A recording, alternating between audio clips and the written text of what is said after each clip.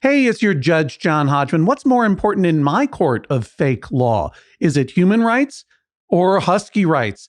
Find out in a moment and hear me howl like a husky dog. But first, share, like, subscribe, do everything. You know what to do. Let's go. Welcome to the Judge John Hodgman podcast. I'm bailiff Jesse Thorne. This week, barking and entering. David brings the case against his roommate, Logan. David and Logan own a home together. David has a husky named Voltar. When David lets Voltar out into the yard, he leaves the door open so Voltar can let himself back in. Logan says when the door is left open, the heating system kicks in. This makes Logan unbearably hot. Logan says human comfort is more important than dog comfort.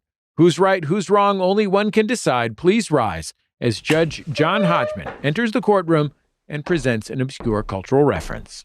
Reasons my husky got mad at me this week. Number one, he couldn't get down the stairs at my boyfriend's place because they were too steep. So my boyfriend had to carry him. I will be taking full accountability for the angle of the stairs. I should have been there when they were building the house 20 years before I was born to ensure that they installed an acceptable slope for my husky.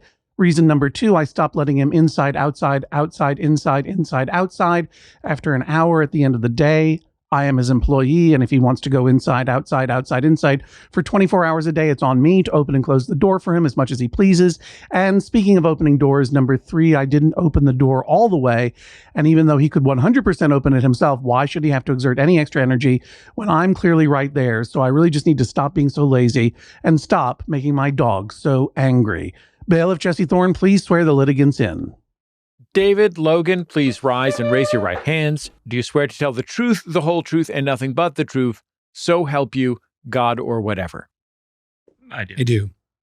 Do you swear to abide by Judge John Hodgman's ruling, despite the fact that the real expert on huskies is my eccentric Aunt Gail? Yes. Yes. She runs Norsled Rescue in Oakland, California. Judge Hodgman, you may proceed. Thank you, David and Logan. You may be seated for an immediate summary judgment in one of your favors. Can either of you name the piece of culture that I referenced as I entered this courtroom? Well, I don't know. Logan, what's your guess? I'm going to just throw it out there that maybe it was something quoted from Caesar Milan. Something quoted from Caesar Milan. Isn't he the dog guy? I don't know. Is Caesar Milan the dog guy? He's a dog guy. He's a dog guy? He's a dog. Okay. Controversial dog guy. Dog Controversial. Oh, he's a The dog dog whisperer, whisperer. Yeah, this guy whispers to dogs. Well, it says here on the internet he's a canine professional. I don't know. A canine professional is more like Eddie from Frasier. Yeah, I was going to say. As a working dog. Mm-hmm. Can you tell me why he's controversial, Jesse Thorne? Do you know why? Yeah, it's his training methods focus on dominating your dogs. Oh, no, forget about it. That's not happening in David and Logan's house anyway. David, what's your guess? Absolutely not. I am surprised Logan didn't know this. He sends me these videos all the time. I don't know the name, unfortunately. It is a YouTube series of shorts where this gal and her really, really vocal husky just runs the house. Do you remember his name at all? Why? If he remembers the name, then I'm going to rule in his favor. David, you should keep it to yourself. I'll keep it to myself. Do you remember the name, Logan? I don't know the name for the life of me now. And Logan, you don't remember either? No, I can't say that I do. All right. The name of the account. And by the way, David, you're absolutely right. We're still going to hear the case because you couldn't name it. Sure. And even if you could name it, I would find some other reason to disqualify you because we are doing a podcast here after all. But I really appreciate your guess. Better than Caesar Milan. Oh. No offense, Logan, but you did a bad job. That's all right. No, you both are terrific. The answer is I was reading a transcript of a YouTube video entitled Another Week of My Husky Being Angry with Me from the YouTube channel titled Levi the Rescue Husky. You're absolutely right, David, that Levi is particularly vocal, particularly about floors and doors and stairs, especially hardwood floors. He will not walk on hardwood floors, so his human companion, the woman who was narrating the video, is constantly putting down long carpet runners and doormats so that Levi can move from room to room. But this does not rescue her from being in trouble for having hardwood floors in the first place. Right. And in past, we do our member mailbag, which is the members only, goes out in the bonus content feed for members only. where we read all of your letters and talk about them. And I've been saying for the past couple of weeks over in the Membo mailbag that I believe that cats are weirder than dogs. I'm obsessed with videos of cats obsessively carrying large stuffed animals from room to room.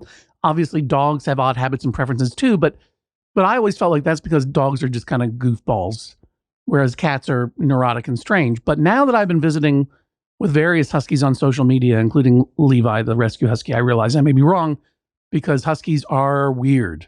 Isn't that right, David? They're weird. Yeah, they can be. They're considered, I believe, the cat of the dog breed, or something like that. Something similar. Well, so first of all, let me understand what's going on here, David. You and Logan are housemates. Is that right? Yeah, we've been roommates for a good 7 years, 6 years, something like that. Through 4 different houses, and it was the 4th house where we finally said, "Hey, you know what? We'll just buy one together instead of renting." So right, but Voltar, the Husky, is the landlord. Is actually your boss. he kind of runs the place, right? In a way, yeah. And this is in Portland, Oregon. We're in Salem, Oregon, so about Salem, an hour. the capital of Oregon. The capital of Oregon, yeah. What are you, both state legislators? We are both state legislators, yeah. Now, for those of you who are watching on the YouTube, you may notice that I am wearing my formal robes today because we just came off of a leg of tour where we performed in Portland as well as Seattle and Vancouver, incredible shows, San Francisco as well. In Los Angeles, our show went late at Dynasty Typewriter, a wonderful venue. We can't wait to play there again. But as a result, the drag show that was following us was delayed. And one of the stars of the drag show, as compensation, demanded that I give her my robes. Yeah. So I did. I mean, to be fair, oh, lovely.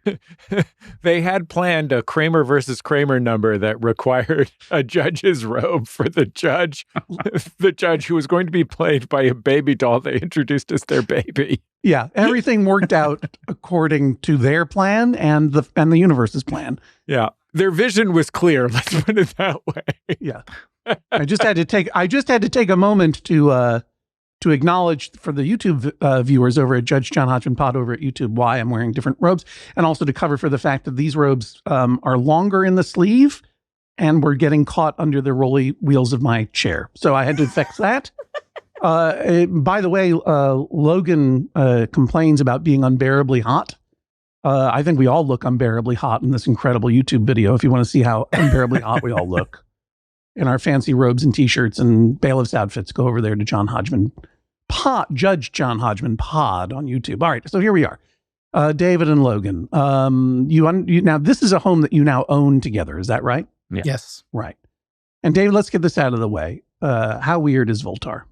Oh, not that weird. He's an older Husky. He is he's big for his breed. He's like 65 pounds of dog and fluff. He's set in his ways a little bit. Is that my fault? Probably. But yeah, I'm not sure it's your fault because Jesse, you mentioned that your aunt runs a rescue for Huskies. And isn't it true that Huskies are kind of notoriously temperamental in a certain way? Huskies are absolutely bonkers. My aunt happens to also be bonkers. I love you so much, Gail. And so it's a good match. But Huskies, having been bred to pull dog sleds, are absolutely indefatigable. They're really intense.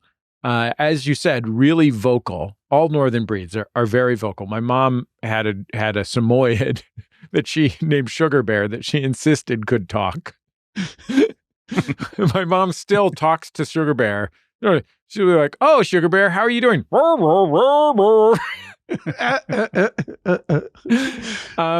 Huskies are spectacularly beautiful and very very intense dogs. My aunt and her former partner Deb used to take the Huskies out to the park in Oakland and have a big Husky meetup where they all hooked their Huskies up to dog sleds on roller skate wheels. Yeah, I'm sure they were really happy. It was the only way to like really satisfy the Huskies. But I think lately, in the last decade or so, Huskies have become one of the most, if not the most common breed in dog pounds, because of their popularity, perhaps because of Game of Thrones and people just not being prepared for what intense, high energy, intelligent, escape prone, opinionated, walk not interested in dogs huskies are.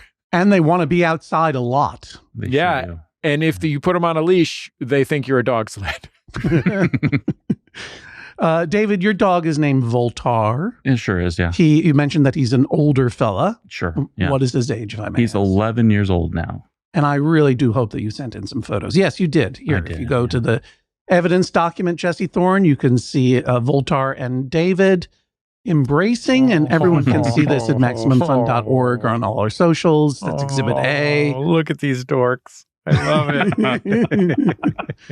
And in the first picture, you see Voltar's eyes are closed in utter contentment, as is David's, because it's quite a hug here. But in the second exhibit, you get to see Voltar's bright gray blue eyes, which is one of the piercing. The piercing eyes are distinctive to the husky. Isn't that right, David? It sure is, yeah. It's one of the reasons we picked him up. Now, Jesse Thorne did an imitation of his mom's Samoyed. What kind of sound does Voltar make? How does he talk? He barks when he wants to come in. Like if I do have the door shut, he will bark to come inside. Yeah, what does that sound like? You're still speaking English. Would you like me to bark at you like a dog? Noises, yeah. Okay. Yeah, we're trying to make a podcast, sir.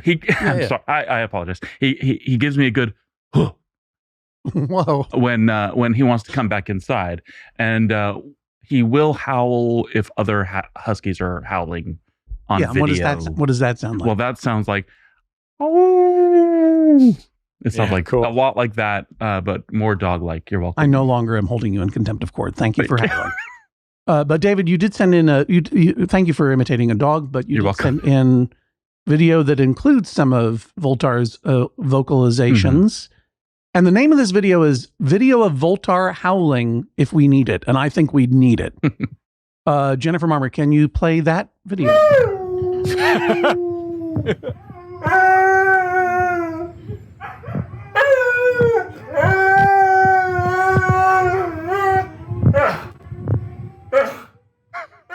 Oh, he's so upset. For those of you who are not watching along, Voltar is howling along with some dogs being projected on the wall. You guys are watching dog YouTubes together, and Voltar is trying to talk to his friends. I'm not sure I was prepared for how long this would go on for. Oh, there it is. That was it. I was going to say, and then 35 minutes later. Oh, no. Oh, what a good roommate to have. He's so great. What were you watching? Dogs howling also. Dogs howling. That's the only way to get him to howl. So usually, we'll just throw it on if he needs to get some anger out. That's a good roommate husky, actually, because if it really takes that in order to get him howling, and I presume that you put that on to get him howling at Logan's request, right? Because Logan, you love living with this dog, right? Oh no, actually, I really enjoy Voltar. He's great. It's just David who's the problem. It's David. Yeah, absolutely. Okay. I was just sure I understood. I would say that the husky howling usually happens late at night for the neighbors' enjoyment. I'm sure they appreciate it. Well, wait a minute. David just said that he can't get Voltar to howl unless he's watching a howling video. Yeah, that's right. So David, why are you showing howling videos late at night? Well, I'm not. He does it. He does the howling videos. I would say we both do it. Yeah, sure. We just like to annoy the neighbors. So not only are you not disturbed, Logan, by the howling, you encourage it late at night. I do it at all times of the day. I'll put those on whenever I think he's in the mood for it. There are things about Voltar you can just tell by looking at him that you feel like he needs to let something out. And that's when I know, pull up YouTube, search husky howling, and just put on what gets him going. You just know instinctively that the dog, that Voltar needs to sing. Right, I can absolutely tell. So Logan, if it's not the howling, why do you hate Voltar so much? I actually don't hate Voltar. I just, I believe that, it makes things really difficult at night when I'm You want David to leave the door open and to keep it open forever. I'd say that's the opposite. You want David to open the door, let Voltar out, and then close it shut, and Voltar never comes home. Isn't that right, Logan? No, not at all. So what is the issue here? It's getting too hot. It's getting too hot in here. Take off all your fur. What? Pretty much, yeah. Yeah, I have to keep my bedroom door closed at night. Voltar's notorious for some other actions, such as like eating my socks. And, you know, I have an 8-year-old son. To be fair, you have socks. So it's kind of on you. But it's only my socks that get eaten. Like I was just saying, you know, I have an 8-year-old son who is also there about half of the week. Okay. You know, Voltar doesn't touch anyone else's socks, just mine. And there have been at least 3 or 4 socks destroyed recently. Yeah, at least.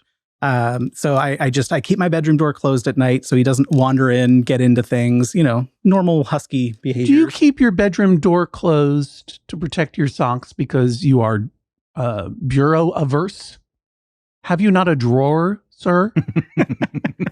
I'll admit, you know, when it's time to, you know, head to bed, I probably just toss them on the floor and deal with it later. That's a fair point. Okay, well, thank you. I make pretty fair ones sometimes. John, have you ever read The Call of the Wild by Jack London? No, but I know its famous opening line.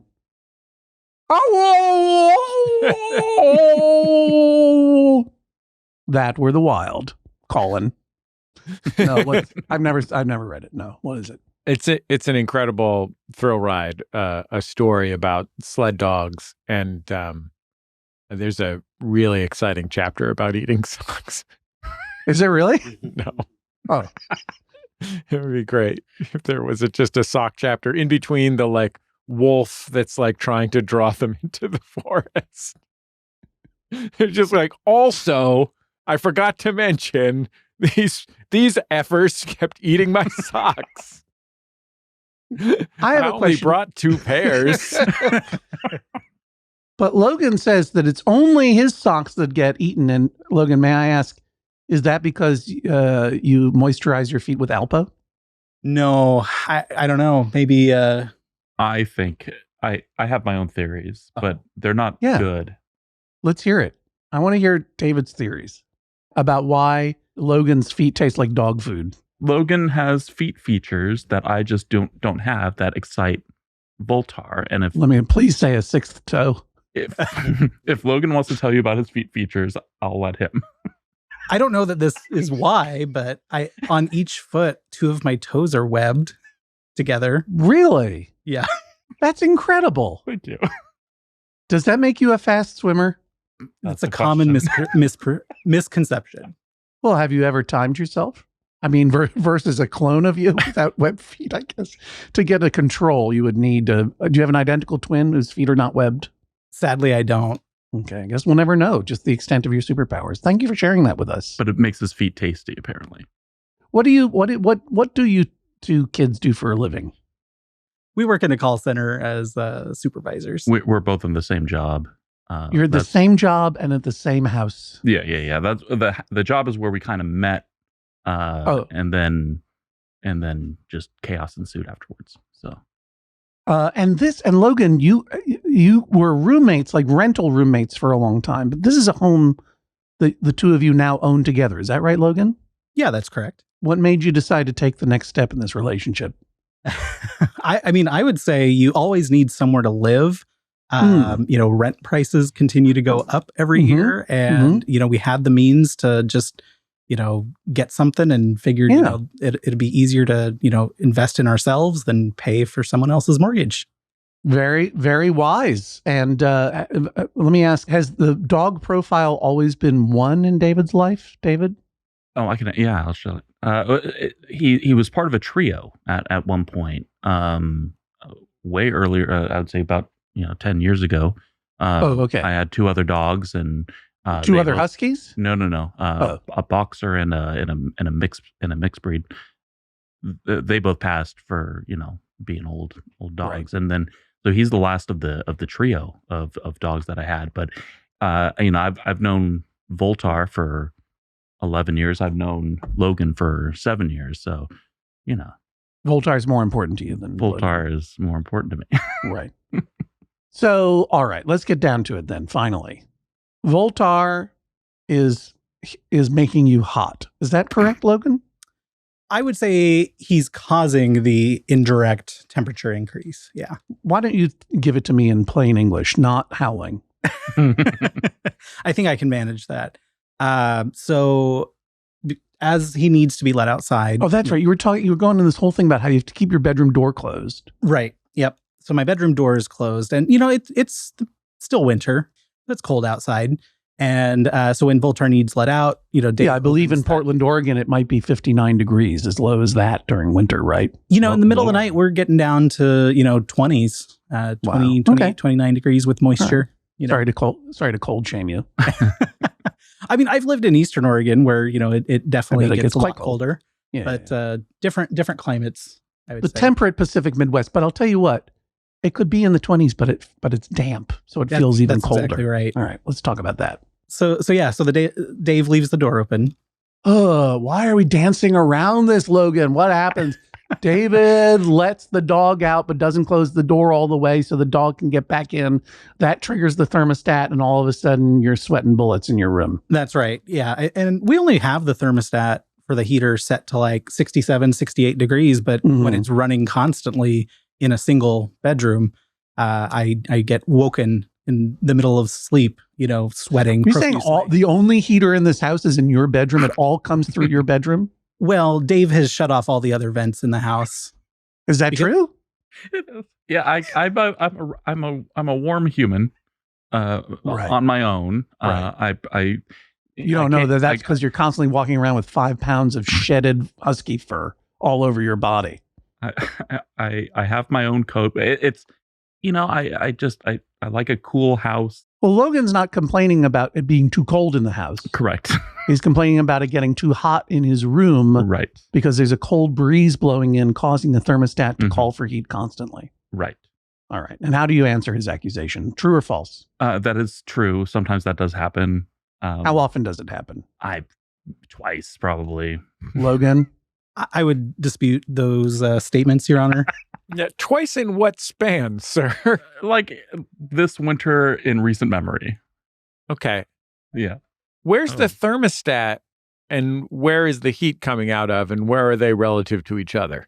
Great question. So we have the floor. They're all on the floor. All the stuff that blows the hot air. And then the floor. Those are the vents. The vents are in the floor. The vents are in the floor. And then the thermostat's in the middle of the house in the hallway. On the wall. On the wall. Yeah. That's where the thermostat classically is. So is that thermostat exposed to the cold air when that door opens? It sure is. It is right there. And it's trying to warm up. It's trying to warm up the whole house. It's trying to warm up that hallway, but because you have all the vents closed, it's only warming up one bedroom. Yeah. Two. I also have my son's bedroom, but he hasn't complained. Yeah.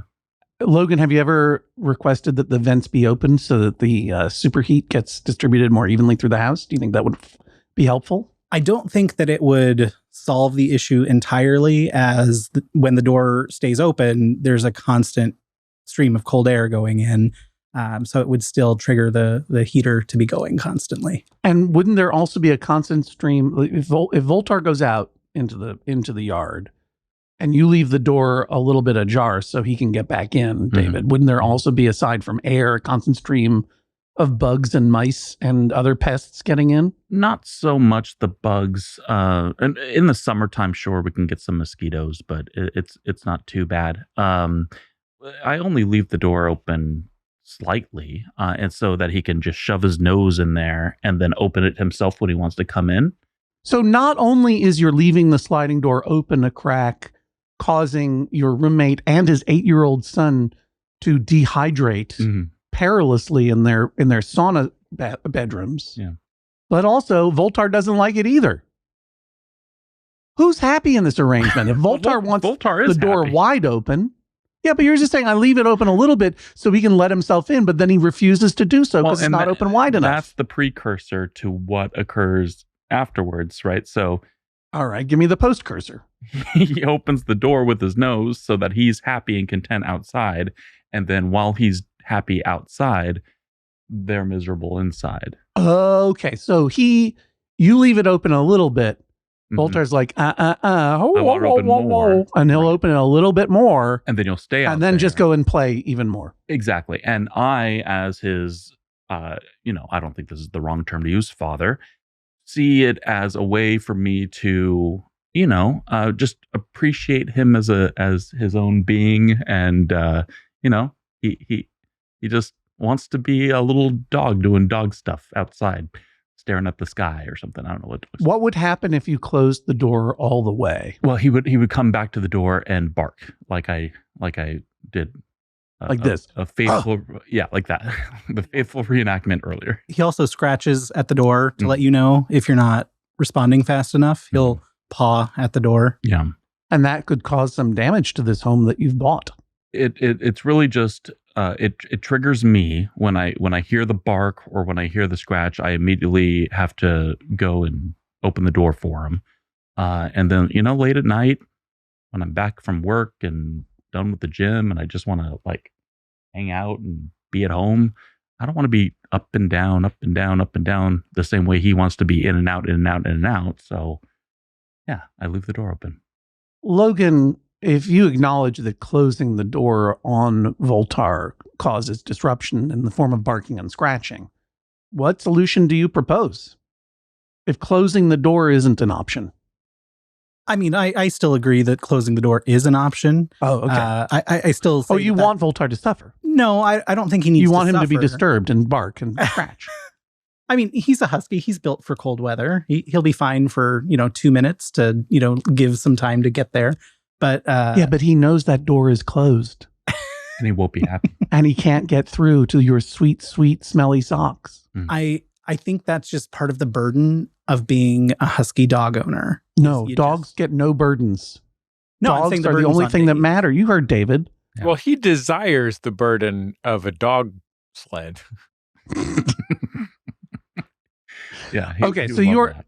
Sorry, go ahead, David. No, I was agreeing with Jesse. He would love a dog sled. He wouldn't know what to do with it, but he would love to have one. Have you ever shown him one? Maybe he might. I know what to have do with not it. shown him a dog sled. Now, next Christmas. Yeah, I mean, I think the obvious answer here, David, is you've Yeah. got a husky. You should be building an igloo outside and then sleeping with the husky in there. Like in the Call of the Wild. Thank you. I definitely also am agreeable to, like a doggy door situation. We at one point did have one, but as Dave mentioned, he's had some other dogs in the past, and some of the other places we've lived had a little bit of a steep step to get outside, so it wasn't great for the older dogs. I don't know if that could be workable in the new house, but there's a few options out there. Well, you own your own place, so you could install a custom doggy door without getting dinged by the landlord. But on the other hand, the sliding glass door, you can't put a doggy door in there. No. Where would the doggy door go? Yeah, we used to have an insert doggy door that would just fit into a sliding glass door frame. Right. The only issue with it is I'm a fairly wide man, and so I don't like to shuffle sideways through my sliding glass door to just because there's a dog door there. So Oh, I'm sorry. Are you somewhat inconvenienced? I am somewhat inconvenienced by that. Because Logan is what's it like when you wake up in the middle of the night? Tell me what it's like. You're in bed, you're sleeping, you're having a great dream about who knows what, and then you start suffering inside your dream until you wake up. You're probably dreaming about swimming real fast in the open ocean, That's right, with my web toes. like Namor, the submariner, who I guess we call Namor now. Or Aquaman, the waterman. That's right. He is a man of water. Yeah. And, Sorry, you're having a beautiful dream. Yeah, and then it just something in the dream, you start feeling like it's warming up, and it starts to become uncomfortable, and you wake up in not a cold sweat, but you wake up In a hot sweat. in a hot sweat, thinking, did I fall asleep in a sauna? And I immediately realize what's going on. So I, wake up and I go out to the kitchen, which is right next to where the sliding door is. There have been times Dave has gone to bed and that sliding door is wide open in the middle of the night, 2 or 3 in the morning. and I shut it. And do you ascertain whether or not Voltar is in or out before you shut it? He's in my room. He's probably with Dave. So but no, you I just don't take a typically guess. ascertain. I just say, you know what? I'm tired. I've got to get 2 to 3 more hours of sleep before I have to get up. The door's closed. This also suggests if it's 2:00 in the morning, a security concern. Yeah, I would agree. Like, I don't know what's going on in Salem, Oregon. not much. Yeah, but I mean, just having not even in rural Maine would I leave a door ajar. I mean, I might leave it unlocked, but this is just, anyone should know that if a door is unlocked, that does not mean that you should walk into someone's home if you don't know them. Just a suggestion. But that said, even if I were to leave a door unlocked in rural Maine where nothing happens, I would not leave it ajar because an owl might fly in. Voltar is known to chase possums in the backyard. Yeah. Well, that's too bad because possums are great. I like possums. Does he ever get them? Yeah. They're really good at playing dead, and he's really good at falling for that. So. Wait, what? The possums are really good at playing dead. What? What are you even talking about? I've never heard of this before. An animal living up to its own cliche. Yeah, they're really good at it, and wow. he will give up, and he'll shake it a time or two, and then I'll pick it up, put it up front, and it'll scamper off. Covered in blood. Covered in blood. No, it's just playing possum. Missing a couple limbs. It's just something you're telling yourself. But have you considered installing a doggy door? Well, like I said, we had one, and no, I know that insert didn't work because and then it slightly inconvenienced me. Because you're too wide, you had to go in the door sideways. We heard about that. Have you considered another kind of doggy door? Is there another kind of doggy door, Jesse? I don't know. Most dogs will stay in until they are let out, and they will stay out until they are let in. So he will be let out, and then if I shut the door behind him, he will have a lesser quality of time while he's out there, and that's sad. You also are concerned about this or attuned to quality of life because he's an older dog, is what you were intimating earlier. He's an older dog, yeah. And I only have a few, he's had some medical issues. He half his face is shaven right now because he had surgery on a wound he had on his cheek. How did he get a wound on his cheek? I don't know. He was outside doing stuff. He was outside getting into... What do you have, a yard back there? We have a whole yard. Yeah. And is it fenced in? It's totally fenced in. No escape in this house in the last 6 months. He's escaped out of every single house ever. Except he wants to escape. He would love to escape. Huskies love escaping. That's their one thing. That's the thing they love to do. Yeah. At previous homes that we lived, Dave would have to take chicken wire and fence the entire backyard areas of where we lived previously to prevent Voltar from digging under the existing fences. Mm-hmm. My Aunt Gail had to put down concrete pads in her backyard. Yeah. So that the Huskies wouldn't dig their way to freedom, raising Arizona style. Is that right, Jesse? Yeah, I believe that's correct. And it seems like you two have a lot of fun together. Is there any other issue, any other problem, any other friction in the household aside from Voltar or this particular behavior of Voltar's, Logan? We're great roommates. Yeah. Seems like you have fun, right? Yeah, we have a lot of fun together. Best roommate I've ever had. Yeah. And basically no conflicts outside of this specific issue. Yeah. And do you share cooking duties, shopping duties, or is it all separate? We split things up pretty well. Shopping duties, we'll hit up the Costco and split it, every so often. And he does the dishes, I do the vacuuming, Terrific. Yeah. I'm glad to know that this is the only point of friction in an otherwise wonderful living arrangement that you both seem to have. And even with this, I don't find it to be that big of an issue in our living arrangement. Oh, David, you don't find it to be that big of an issue. Oh, sorry, Logan. I'm not sure you knew this. The thing about you waking up in the middle of the night super hot because the door is wide open and owls are flying in. David doesn't find that to be an issue. So my hands are tied, Jesse. David already solved the problem with the vent covers. Yeah. He's not sweating it, literally. Yeah. Yeah. What have you considered covering or closing the vents in your and your son's rooms? Yes. I will say, if that were to be the case, it would then have the opposite effect of being way too cold. For everyone in Salem who remembers, I think it was about a year or two ago, we had a really bad ice storm where people were without electricity for a few days, and the insides of homes were really, really cold for multiple days at a time. So if the heat's not going in the middle of winter, it's way too cold. Logan, you and David are best bud roomies for sure. You say you have a son who stays part-time with you? That's correct. And how does he feel about Voltar and sweating and freezing and all of the other issues?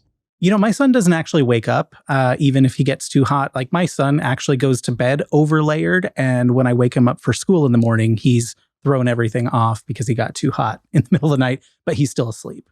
So it's not, you care for his well-being. You don't want him to overheat, but he's not complaining about this issue. No. And does he like the dog? Oh, yes. Yeah. And he's never been pulled around in a wagon by this dog? Sometimes when they're playing, he gets upset if Voltar paws at him unexpectedly. It might scratch him accidentally, and he, gets a little upset about that, but that's about the extent of it. You don't get upset about it because you're like, I'm about to own this whole house. As soon as that dog disfigures my son, I'm going to have the temperature set exactly the way I want forever. That's right. I know Voltar wouldn't hurt your son. No. But he likes Voltar, right? Absolutely. Okay. So all right, Logan, what do you propose as a solution here? Well, I think I'd really like Dave to have empathy for the situation. One thing that I think would be helpful is if he spent a night or two experiencing the sauna that I live in at times. Making sure that the vents are on in his room, windows are closed in his bedroom. Then we'll leave the door open so he can experience it and know what a problem it is. But I think some form of a dog door, or just closing and opening, getting up and down as needed. Do you think that David doesn't take your concerns seriously? He doesn't believe that it's really happening? I believe you think he's natural gaslighting you. Oh, well played. I would say I think he believes. No, it wasn't well played. It was wordplay, and it took the focus off of the real question, which is, why do you feel David needs to experience this? Isn't your firsthand experience enough to merit a change? I don't think that he will take it seriously enough until it affects him. Well, doesn't it affect both of you in the sense of your heating bills? I don't know. In Salem, Oregon, is gas free? It's not. No. And have you done a comparison between leaving the door closed and the cost of heating versus leaving the door open? I calculate all of our utilities on a quarterly basis and see if the cost went up or down or whatnot. Right. And then you're just like, add 25% for dog. Exactly. Now, Logan, David said that Voltar is an elderly dog. He might not have a much longer to live in this plane of existence. Why not just wait it out until Voltar is dead? I don't have a good answer for that, but I would say that I don't think he's as elderly as Dave is making it out to be. He plays regularly. He still, acts like How old is Voltar, David? 11. Jesse Thorne, do you have a sense from your Aunt Gail the average life expectancy of a husky? Indefinite. Thank you, Jesse. I'm gonna look it up. I believe it's about 15 years. And that's for a dog that's in perfect health. I would imagine. And with him, he's bigger for his breed. Half his face is shaved. Half his face is shaved off. Yeah. And he has a cough problem. Do you think there will be another dog in the future of your household? David or Logan, take it away. Yeah, we've discussed having another dog afterwards. Maybe introducing some cats as well. Yeah. So yeah, that's definitely, it seems to be in the cards. But it'll be whatever dog it is. It's gonna be Logan's dog, not my dog. Then it'll be my problem going forward. Yeah, that's the plan. And why is that the plan, David? Don't you feel like you'll want to, or are you going to be so bereft? I feel like, the grieving process when I do lose Voltar is going to be a lot. So Right. I don't think I'll have the capacity for another animal for a long time. So the next dog, will probably be Logan's dog. And once it's Logan's responsibility, you won't have to hear the constant yap, yap, yap, yap of him complaining about being too hot all the time. Right. Yeah. He would just fall in love with his own dog and then realize that leaving the door open is the right thing to do for the dog and endure. Is there anything that Logan does currently that annoys you? No. Yeah. It's not an exciting answer, but no, there's really nothing that Logan does that annoys me now. Logan, we keep coming back to this obvious solution of a doggy door, and we keep veering away from it for some reason. You had a temporary solution, an insert to the sliding door. Is there no way to create a doggy door in a wall or another door, for example, that would be a more permanent solution? Is there another door that leads to the backyard? There is. It's in our family room area, which is where our furniture is. The way the house was built, they converted part of the garage into a living room. So we have a half garage, not a full garage. But there is a door to the backyard, but it's blocked off by some furniture. Because there's a cult of Satanists living on the other side? No, it just goes straight to the backyard, very similar to the sliding door, but in one of the videos that... So you could move your chair, David, and install a doggy door in that door. So the way we have the living room worked out is really, really cool. I've seen photos. Yeah, it was one of the coolest rooms I've ever seen in my life. That was the old house that you saw. You didn't see the new house yet. The new house looks amazing. The only thing it was missing was a spilled bong. We have those. So he has his setup where he's on the couch facing the wall watching TV. You mean Logan or Voltar? Logan. Okay. And then I am on the right of Logan looking at another wall with my projector, and my computer is hooked up so we don't bother each other with the sounds and the things of our various shows that we watch, and we'll just watch together. So you guys are sitting in the same room watching two different shows? We sure are. Or doing different things. Yeah. Have you considered at all just moving the thermostat or using a thermostat with a remote temperature sensor? I haven't thought of that. No. Are we able to move? It's a Nest. I don't know what a Nest is.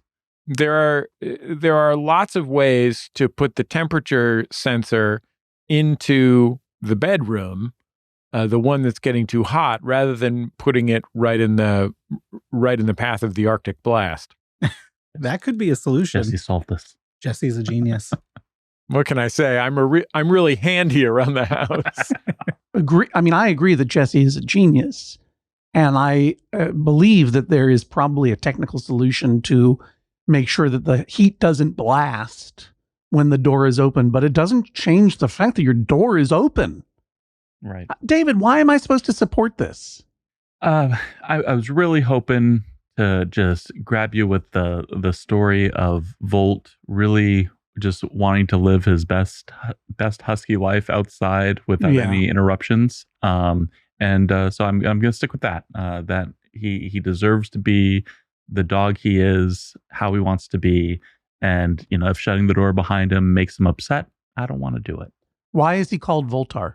I went to a big cat sanctuary in Northern California and saw a cougar named Voltar and stole the name. I thought you were saying, and I saw this wonderful dog there who was raised by panthers and thought he was a panther named Voltar. I believe they say, huskies are part cat, so it makes sense. Yeah. But is Voltar the name of a character or something from something? I don't think so. Bolt. He always gets confused with Bolt from the dog animated movie. Yeah, Bolt, and I don't know what Voltar is. Voltar is your licensed full service technology provider, serving business customer needs throughout the state of Arizona. Lovely. Voltar is Portuguese for to return. Oh, that's it's also the fictional planet that the quote exposed books unquote are published on in the Mission Earth fictional universe. Okay. Voltar is also a G.I. Joe villain. Huh. Voltar. Oh, I remember. That's probably where I'm thinking of. Voltar was a successful mercenary commander that grew too successful for his continued presence to be tolerated by the provisional governments. Classic story. that employed him. He is affiliated with the Iron Grenadiers as Destro's general and debuted as a toy in 1988 in the G.I. Joe-niverse. Anyway, Voltar is a cool dog. Yeah. All right. I think I've heard enough in order to make my decision. I'm honestly, I'm quite torn. I'm going to go. I'm going to have to wrestle with my decision Kong and see if I can get the little treat out of it. That will be my verdict. I'll be back in a moment. Please rise as Judge John Hodgman exits the courtroom. You guys heard of Voltar the Omniscient, a character in the MOBA Awesome Knots? The Awesome Knots, no. David, how are you feeling about your chances right now? I'm right in the middle. I don't know how it's going to turn out. I think whatever the judge says, I'll agree with, though. Logan, you think you could win this thing? Are you sweating it? No, I think my chances are all right. I think the judge understands that there is, in addition to, the heat concerns, a security risk. And I think he's very, very much mindful of that. So I feel like there's a good shot. Well, we'll see what Judge Hodgman has to say about all this when we come back in just a moment.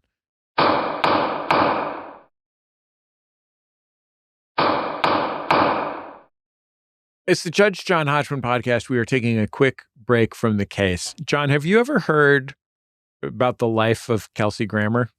Kelsey Grammer is a person you think you know, Yeah. and yet you keep learning new things, is my experience chatting with you about Kelsey Grammer recently. Why do you ask? Years ago, I read this oral history of Cheers, and there was this whole part that was just about everyone, like Kelsey Grammer would be on set. He would either be profoundly hungover, so hungover that he was like underneath his chair. Yes, he struggled with addiction for a long time. Yeah, or drunk.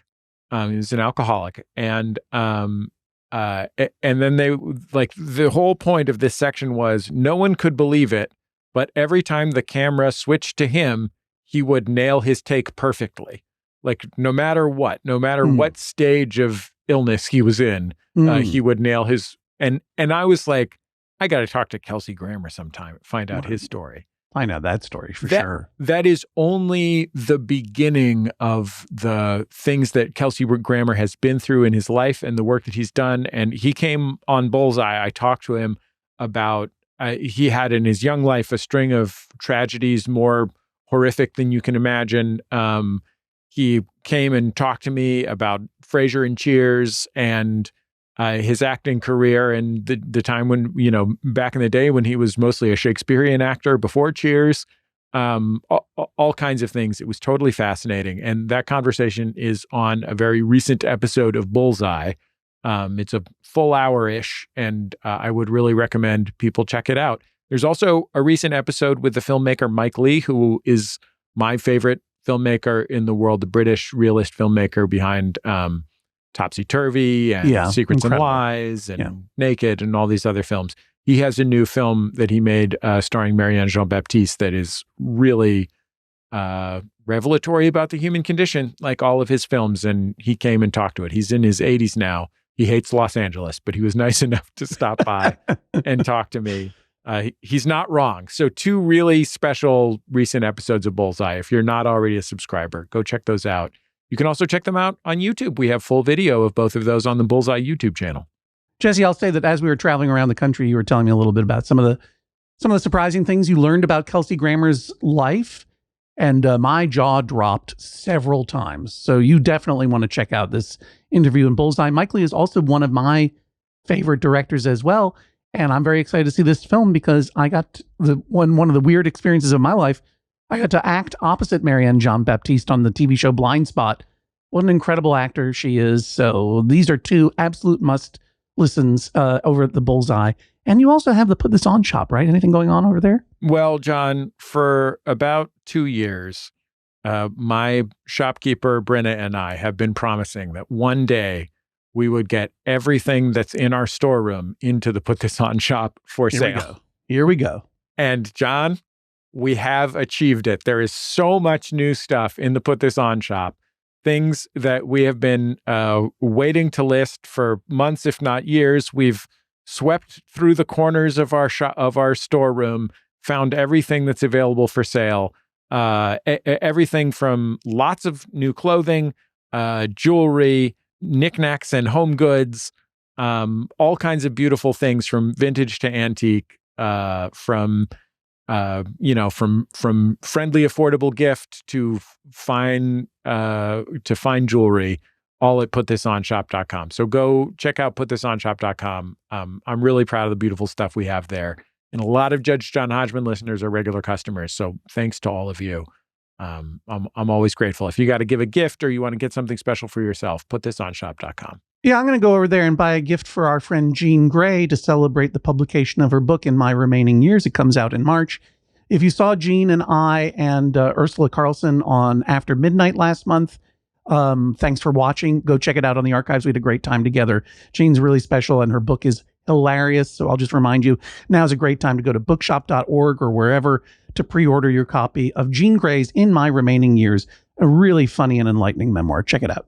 Let's get back to the case. Please rise as Judge John Hodgman re-enters the courtroom and presents his verdict. So, first of all, I want to applaud you both for finding a living arrangement that is so well suited for both of you. It's wonderful. You are having a great time and you are building equity in a home together. And I trust that should something happen that you no longer wish to own the home together, you'll find a very perfectly amicable way to split it up and move on in your lives because you're both so reasonable. And the testament to that, honestly, Logan, is the fact that you are not demanding that David move his damn chair and put in a dog door. Now, that's in part because I think you respect that David needs his own chair and screen to watch while you are sitting in your own chair and watching your own screen. What an incredible arrangement. This is the closest we've ever gotten to a couple that sleep in two separate villas connected by a reflecting pool. Like true mutual respect for each other's living situation. Indeed, Logan, you're incredibly tolerant and maybe even, on some level that even if you were to create a dog door for Voltar, Voltar would reject it because it's not exactly what Voltar wants. That said, I am not happy, me personally, with this screen or this sliding door being slid open, 100% of the time? No. It's well into percentage. Excuse me, I'm talking now. All right. I know that it's been open at 2:00 in the morning. Mm-hmm. All you need to get Voltar off his guard is just bring some of Logan's socks with you and throw them. Yeah. Maybe put a little sleeping pill in them like in the movies. But truly, like you're talking to a person who lives in a large apartment building that now has rats in the walls. Because nature, look, I understand the Pacific Northwest is a paradise where it never gets too cold, never gets too hot, except for in Logan's bedroom, apparently. And there aren't bugs coming in and there isn't wildlife coming in, but there will be. I don't care about that huge gate. There will be wildlife coming in. Something's going to get in. Mice don't like this at all. You're going to wake up and find a pile of mouse poop in your drawer. Not good. I think this is really not a sustainable situation. Mm. Keep that screen door or that sliding door open for a period of time. Voltar, the G.I. Joe character, villain, member of Cobra, has a mascot, has a little pet perched on his action figure shoulder. You know what it is? It's a big old condor. Wow. One of the top falconry action figures of all time, it turns out. Maybe a condor will fly in, an owl could fly in, any kind of bird could fly in. You ever come home from a trip to Western Massachusetts to realize you left your you left your kitchen window open, and then it turns out that for at least a week a pigeon has been in there living and pooping everywhere? I've never had that very specific feeling. Yeah. Well, I mean, one should know better than to leave their window open. Mm. But maybe someone like me wanted a little ventilation because I too run hot, David. I get it. Yeah. I love to get that fresh air. But this is not a sustainable solution. There will be pigeon poop of some kind or another.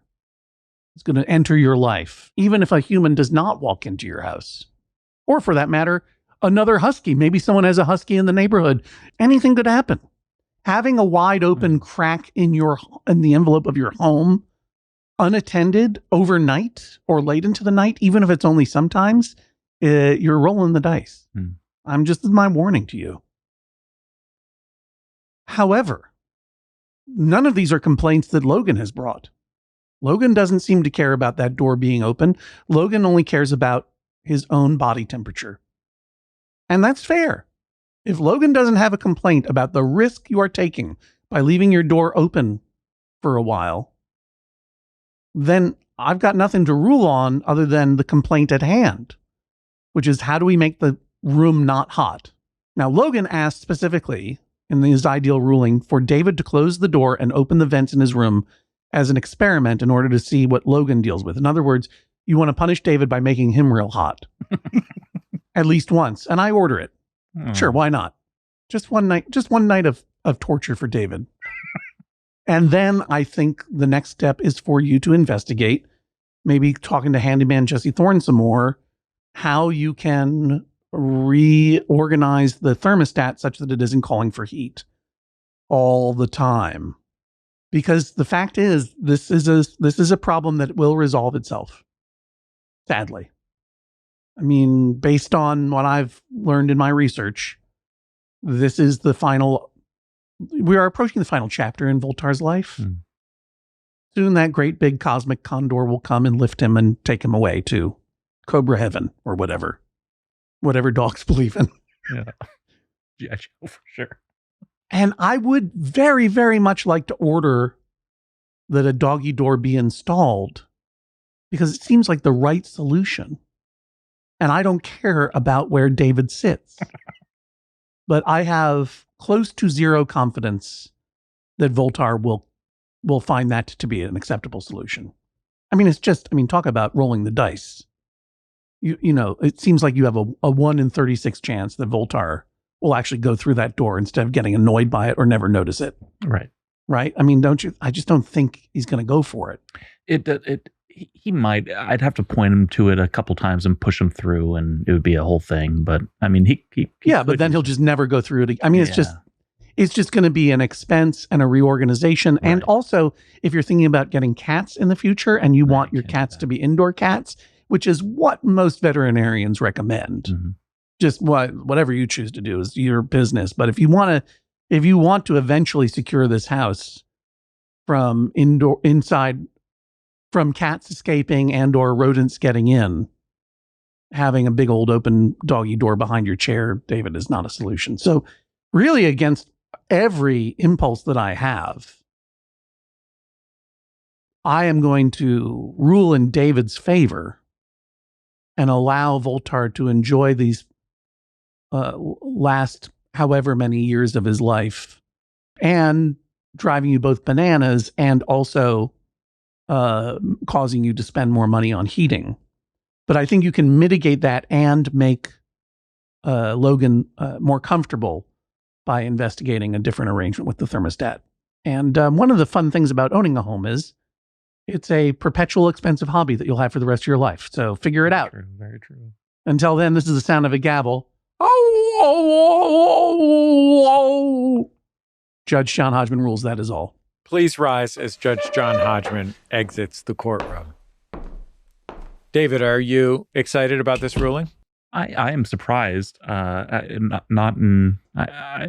never thought it would come in my favor, but I'm really glad that the judge saw the benefit of letting Volt live his happy husky life outdoors with no barrier to get back inside. Logan, how do you feel about the verdict? You look a little stunned. No, I wouldn't say I'm necessarily stunned. I figure that, again, Dave's going to do what he's going to do. He's going to, care for Voltar in the ways that he thinks are best. I do appreciate that, he's going to experience one night of a sauna bedroom. It's going to be awful. Which I feel like might compel him to take more action on addressing the concern. Well, David, Logan, thank you for joining us on the Judge John Hodgman podcast. Yeah, thanks for having us. It was a pleasure. Another Judge John Hodgman case is in the books. Our thanks to Redditor Nick Sorbo for naming this week's episode. That's another G.I. Joe bad guy. Nick Sorbo. Join the conversation on our subreddit. That's reddit.com/r/maximumfun. That's where we ask for future title suggestions as well. So go and make a suggestion or just check out other people's suggestions. It's always fun. You can also discuss the show there. Always a lively discussion. Evidence and photos from the show are on our Instagram account. That's at instagram.com/Judge John Hodgman. You can also find them on the episode page at MaximumFun.org. We are on TikTok and YouTube at Judge John Hodgman Pod. Want to see video from the show or video of the show? Yes, that's right. The entire show is in video form on your tube. Follow and subscribe in those locations. In fact, if you're watching on YouTube, stay tuned to the very end. I have a very special after credits story to tell Jesse Thorne, which you can listen to and see.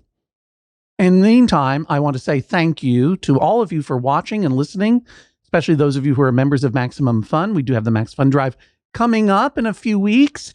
But I also want to say thank you to a username Jabber71 over there on Apple Podcasts for the very nice words that they left, as well as a 5-star rating. Jabber71 says, while I found this a few years late, I've gone back and enjoyed every episode.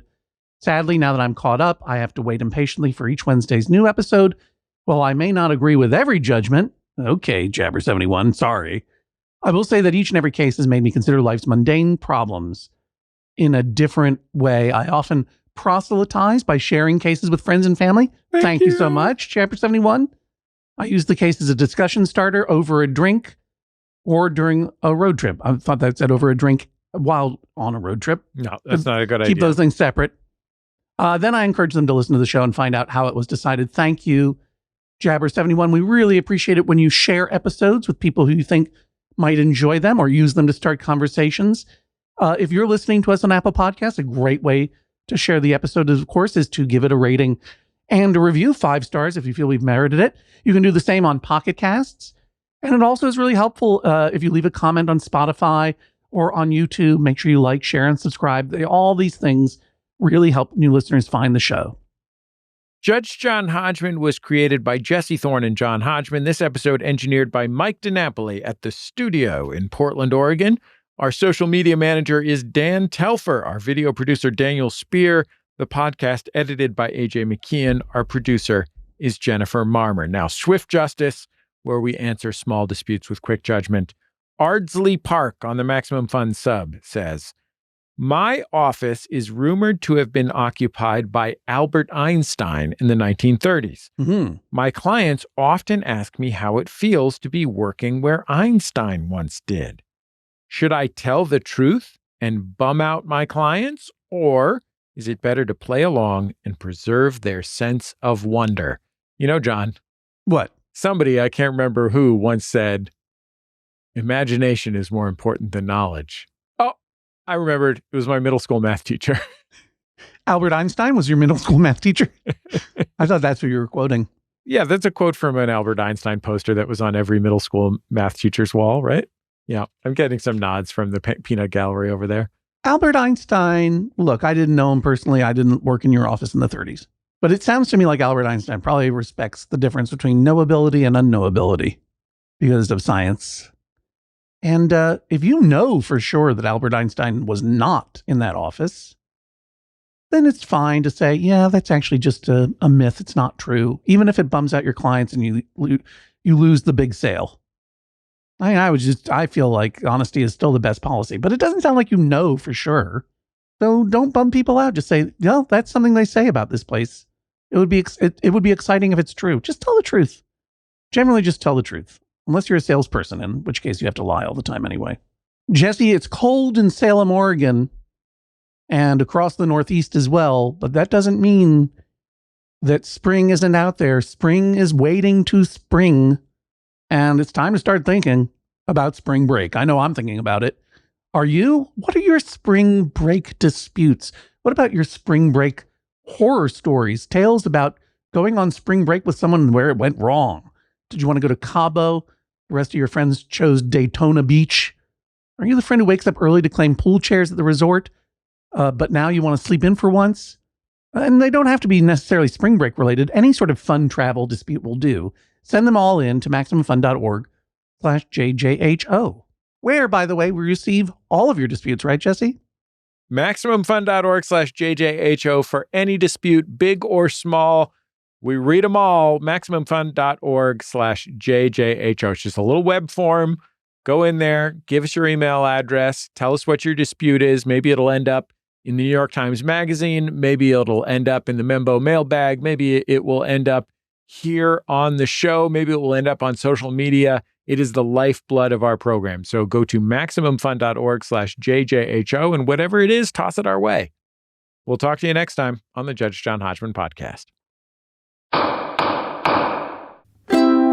Maximum Fun, a worker-owned network of artist-owned shows. supported directly by you. Hey, everybody, it's your Judge John Hodgman. Thanks for sticking around to our secret post-credit sequence here. Jesse, this is a really great story. I was going to tell in the middle of the thing, but we moved on to something else. You remember how Logan was saying that he wakes up in the middle of the night and he feels really warm? Yeah. You remember that? And I was going to say something like, maybe it sounds to me like you wet your bed. Mm-hmm. Right? That's not the story. Jesse, I know you love driving around in a car that has heated seats, right? I love it. I turn my heated seats on the minute it gets below 70. Yeah. I don't like it. Do you know why? Why? Makes me feel like I pooped myself. That's the story. Thanks for sticking around. We'll see you next time on the Judge John Hodgman podcast. Thanks for watching the YouTube. True story. True story.